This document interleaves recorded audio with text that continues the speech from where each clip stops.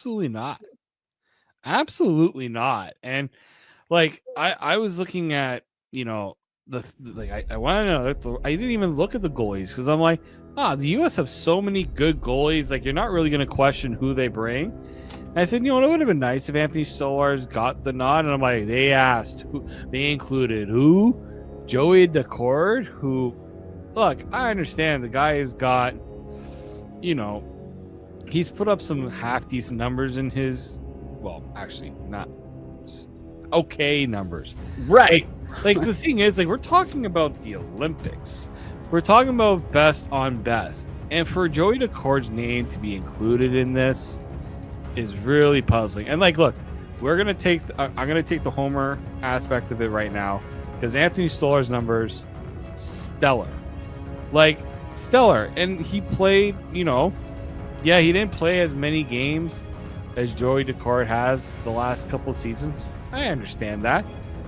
But in the Olympics, it's not a long tournament, right? No. And I understand this is the fourth goalie, but it's just like, I don't understand where these federations are coming up with these, like, you're throwing out a Joey Decord in there. Even like you look at some of the other ones, we'll get to the other ones, but like, yeah, like Anthony Stolarz, if he had played more games, probably would have gone in the Vezina conversation last year. Yeah, he probably should have been. I mean, let's just take a look at their statistics side by side. Like I said, fine goaltender in Joey Decord, but he's certainly not someone who I think should be getting an invite over Anthony Stolarz. Decord, 57 games last year, which is a very high number, ended up with a 906 save percentage and 275 goals against. That's good. That's slightly above league average. The year before was also solid, 50 games, a 246 goals against and a 916 save percentage. Also pretty solid, above league average. That's actually quite good for an NHL goaltender. But you want to know what Anthony Stolarz' numbers look like in those 2 years? 34 games. He had a 214 goals against this season with a 926 save percentage. And the year before, 203 with a 925 save percentage. Yeah, so we're looking at the difference between both of their years this past season. And, okay, Decord played more games and was declared the starter, I suppose. But the actual statistics, analytics, and even goals saved above expected, you look at those type of numbers, Anthony Stolarz was a far better goaltender than Joey Decord was. Even shutouts. Anthony Stolarz had 4 shutouts in 34 games. Decord only had 2, and he played 57 games. So, yeah, to me, this is a big snub. And again, I it's not that I believe Stolarz would have made the team over the other 3 goalies who were there last year at the Four Nations, but if we're talking Stolarz or Decord, yeah, absolutely Stolarz should have been invited.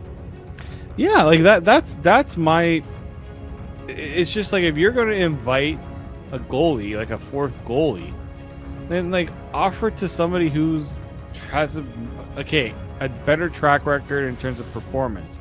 I'm not talking even about experience or games played because, again, situation different. Stolarz was a backup 2 years ago. This past year, he was playing in my opinion, the toughest division one of the toughest divisions in the NHL, and the guy put up fantastic numbers. The last 2 years he's been playing in the toughest division in the NHL, and he's put up incredible numbers. And he was great in the playoffs also. So, like, then there's postseason success on top of that, right? Like, it's not just the regular season. He came in and finally got an opportunity to start games in the playoffs. He had a 901 save percentage, but a 219 goals against in 7 games. He was 4-2 was his record before he finally before he left the net here against the Florida Panthers, and the injury kind of popped in, and that was a problem. But yeah, he certainly is a guy who I would have believed in over Decord. But whatever, that's Bill Guerin's decision. How did Joey Decord do in the playoffs this year? Can you remind me? I would imagine he didn't play in the playoffs this year. Oh, okay. So I guess he wasn't good enough to get his team into the playoffs. Wow, I know. Maybe that's a little tough, but I'm just saying, like, I don't know if prime Carey Price could have carried that Seattle Kraken team into the playoffs. to be fair with you. But yeah, I get what you're saying. That's a snub. It's a big snub. I can think of a couple goalies on the American side that I probably would have given a phone call to over Joey Decord. And to be fair, there could have been guys that declined, and Decord could have been like the 6th or 7th guy on the list. And they just said, all right, I want to bring a 4th goalie. And maybe Stolarz got the phone call, and maybe he didn't want to go. Maybe he's got a wedding that weekend or something. I don't know what the situation could be, but like Stolarz, Thatcher Demko is a guy who I figured would get more of a look than Joey Decord. Well, Dustin Wolf out in Calgary. That guy was amazing last year. Dustin Wolf's another player who I personally would have called up, and that's someone who you could think of as your goalie of the future, many years from now. So, yeah, that one was a bit perplexing. Stolarz getting left off the orientation camp roster over Joey Decord. But there's a couple more. There's a couple more camp snubs and some surprises as well. Why don't we take a break, come back, and talk a little bit more about that? That's next here on the Locked On Leafs podcast. August 26th, officially FanDuel Futures Day, a brand new holiday for football fans who live for bold predictions and preseason hunches. For just 24 hours, FanDuel is giving you the deals on NFL season predictions. So whether you're calling your MVP, eyeing a long shot division winner, or ready to crown your Super Bowl champ before Week 1 even kicks off, this is your moment. Is this the year the Buffalo Bills get it done? You can go make that wager on FanDuel. Visit the FanDuel app today and start planning your futures bets now, because Futures Day is one day and one day only. FanDuel, play your game. Welcome back into the Locked On Leafs podcast. Mike DiStefano, Dave Morisuti with you. And Dave, we're taking a look at Team USA's Olympic orientation camp roster, and we know that they have invited 2 Maple Leafs in Austin Matthews and Matthew Nyes.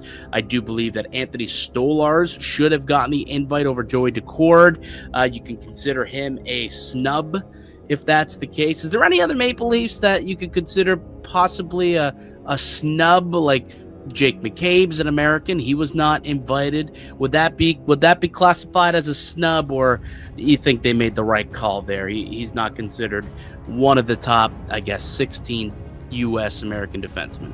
I can get maybe Jake McCabe just because, like they're looking also for like high upside with some of the D-men that they have. Like, it's just a really good list. But like Ryan McDonough, solid defender, but like, is he better defensively than Jake McCabe?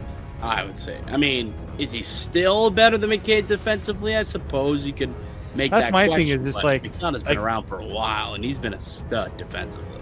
Yeah, I'm just saying, like 5 years ago, we're not having this conversation because the guy was like, pretty good. Yeah. With I'm not making the argument that he was a snub. I'm just wondering if there's anyone else that could have been in the conversation